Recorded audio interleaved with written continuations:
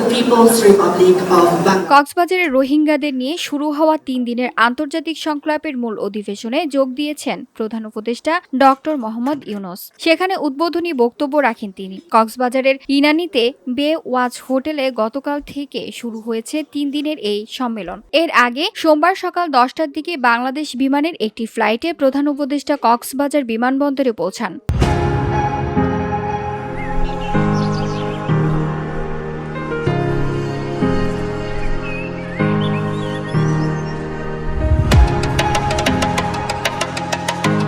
উল্লেখ্য, রোববার বিকেলে 5টার দিকে এই সংলাপের প্রথম অধিবেশন অনুষ্ঠিত হয়। প্রথম দিনের কার্যক্রমে ছিল রোহিঙ্গা প্রতিনিধিদের সাথে বিশেষ ইন্টারঅ্যাক্টিভ সেশন। আলোচনা হয় রোহিঙ্গাদের নিরাপদ ও মর্যাদাপূর্ণ প্রত্যাবাসনের জন্য আস্থা গড়ে তোলার উপায় নিয়ে।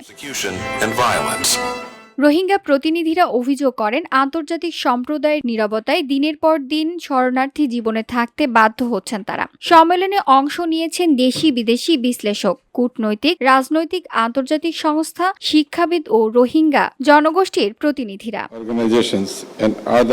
জাতিসংঘ, বিভিন্ন দেশের প্রতিনিধি, উন্নয়ন সহযোগী সংস্থা এবং সরকারের উচ্চপদস্থ নীতি নির্ধারকরা এই সম্মেলনে অংশ নিচ্ছেন। মূল অধিবেশনে প্রধান অতিথি হিসেবে যোগ দেবেন ডক্টর মোহাম্মদ ইউনূস। তিনি রোহিঙ্গা সংকট নিরসনে বাংলাদেশ অবস্থা তুলে ধরেন এবং আন্তর্জাতিক সহযোগিতার আহ্বান করবেন।